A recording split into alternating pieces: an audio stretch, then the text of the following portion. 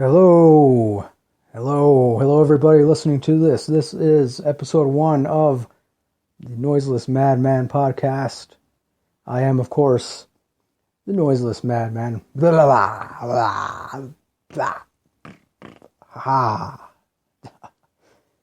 Just trying to do something there to wake you up there, whoever's listening to this. If I scared you, sorry I scared you, but hey, sometimes we all need to shake ourselves up a little, snap ourselves out of whatever coma we're going through, mid-afternoon coma.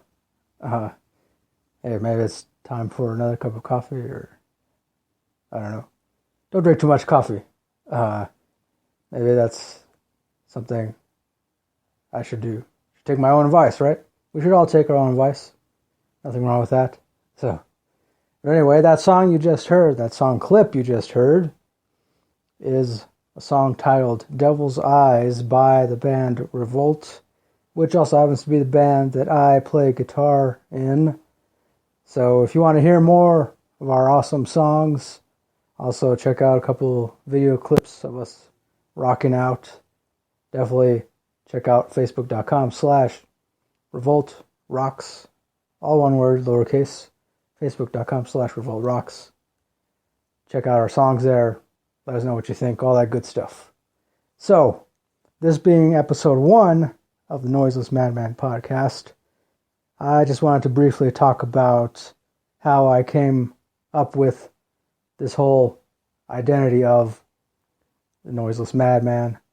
Essentially what I wanted to do was just kind of create some kind of brand. You know how it is nowadays out there. There's a lot of people on social media nowadays who come up with their own brand, whether it's for their music, for their artwork, for a particular movie or project, whatever creative project in general, whatever they happen to be working on. And of course, nowadays through social media, we're all able to promote our work as much as possible. But unfortunately, a lot of the time, most of what we promote gets lost amongst everything else that's being promoted. And so that's where branding comes in.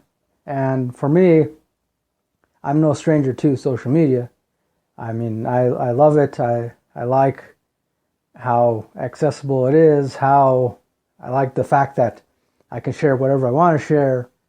And also, too, being a creative person myself, since I consider myself to be not only a musician, but also a writer, an artist. I've also recently gotten into working on several different artsy documentaries, short films, stuff like that.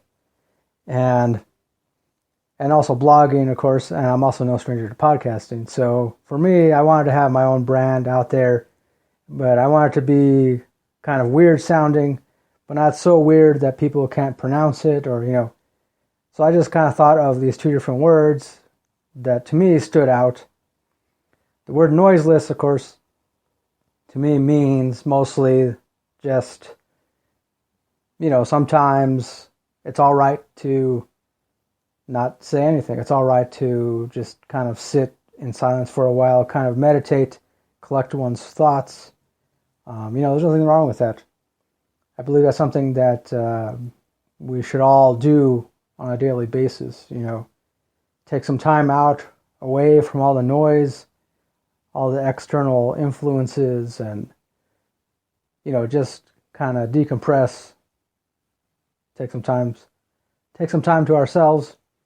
There's nothing wrong with that. So for me, that's what the word noiseless means. And of course, it also means so much more, which I wish I could get into right now, but it would take up far too much time on this episode. Definitely will explain it in future episodes. But essentially, that's what noiseless means to me. And madman, of course, everybody's familiar with that word madman, somebody who's crazy or somebody who goes against the norm of what society expects, which is pretty much how I classify myself, and pretty much my friends and family, who are the people who know me best, agree that I don't do what society expects me to do. And Whether that's a bad thing or a good thing, I mean, hey, I'll be honest. I'll admit it's both a bad thing and a good thing. But for me, most of the time, a good 99.99999% of the time, I consider it to be a good thing. To not do what society expects of you, to, just feel the need to express oneself, to just, without worrying about what the general public is going to think. So there you go, Noiseless Madman. And of course, I also have a blog, which I started, which is noiselessmadman.wordpress.com.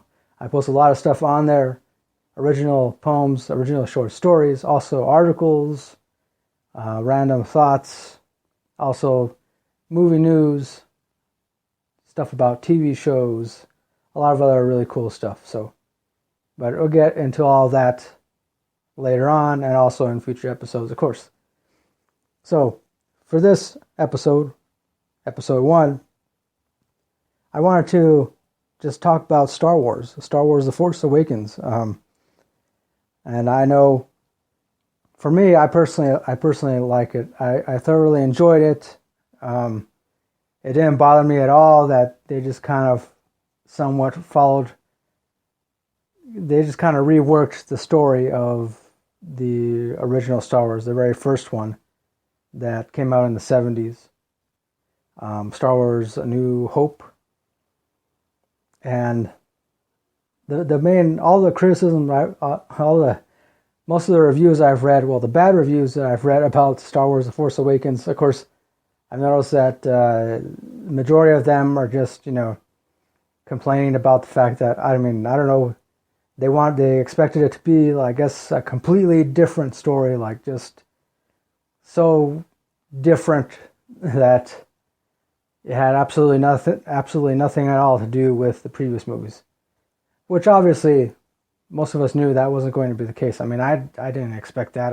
Come on, and all that. If they did that, if they did completely change the story so much that it had absolutely nothing to do at all with the original storyline or the original movies, there'd be a hell of a lot more people complaining about it, today. So I, for one, am glad that they didn't do that. I'm glad that they, I could say that I'm glad that they just kind of did the same thing, but reworked it a little bit, added new characters, and also brought back familiar characters. Han Solo, Princess Leia. Of course, in this movie, she's General Leia. Chewbacca. Come on, you gotta love Han Solo and Chewbacca. And, Darth Vader isn't in this movie, obviously, because he died. Would have been cool if they could have somehow figured out some way to bring him back. But then, I don't know, hey, from what I've read, they're supposed to be making at least 2 more sequels. And so, yeah, and I'm going to warn you right now, spoiler alert, if you haven't seen it yet, I do encourage you to go see it. Please, even if you're not into sci-fi or Star Wars, only because, there's going to be more of these movies coming out in the near future. But spoiler alert, I do not believe Han Solo died. And I've kind of talked about this with a couple of my friends. Just because that one particular scene where they show him getting stabbed by a lightsaber, of course, by Kylo Ren, who was also supposed to be Han Solo's son. They never actually show, him actually getting completely stabbed. Yeah, it's safe to make that assumption. But even when Han Solo falls, they don't even show him landing. They never show exactly where he landed, or if he just fell through some kind of continuous, never-ending tunnel or something. Or, that's what I've noticed. So yeah, I don't believe Han Solo died, granted, it's easy to make that assumption. Easy to make that assumption that he did die. But, again, there's not enough to go on. So I have a feeling that he's going to be back in future episodes. In one form or another, he's going to be back. I mean, come on, it's like, I mean, you can't get rid of Han Solo that easily. That's how I feel, anyways. And then I also like the new characters, of course, Rey and Finn. Even though Finn kind of seemed uncertain about himself in the beginning, and also too when it comes to Rey, not much is known about her. And of course, there's the whole fact that she is also capable of using the Force, and but the way I figure it is, everything is going to be revealed, in due time, and so that's why another complaint I've read, of course, people saying, how is it that Rey is all of a sudden a Jedi Master, and she has no idea, she without being trained properly, and how is she a Jedi Master, and of course, the fact that not much is known about her, and really she doesn't even know that much about herself either, other than the fact that she was left on this desert planet, and she pretty much expected her parents or somebody to come and take her back to her parents or back to her family or something like that, which never actually happened. So now, of course, there's all the speculation about, maybe Rey is Luke Skywalker's daughter, or maybe she's a daughter of Han Solo, Princess Leia, because of the fact that, Han Solo and Princess Leia, they did have a son who ended up being Kylo Ren. It could also be possible that they also had a daughter, but they hid her away or something like that. Because it also turned out that Kylo Ren was trained by Luke Skywalker when he was a little boy. And of course, I apologize for the vibrating here, getting all these notifications on my phone. I'm recording on my phone. I mean, hey, because, I don't have all of the proper audio equipment right now. Not just yet, but, so I apologize for the constant vibrating here.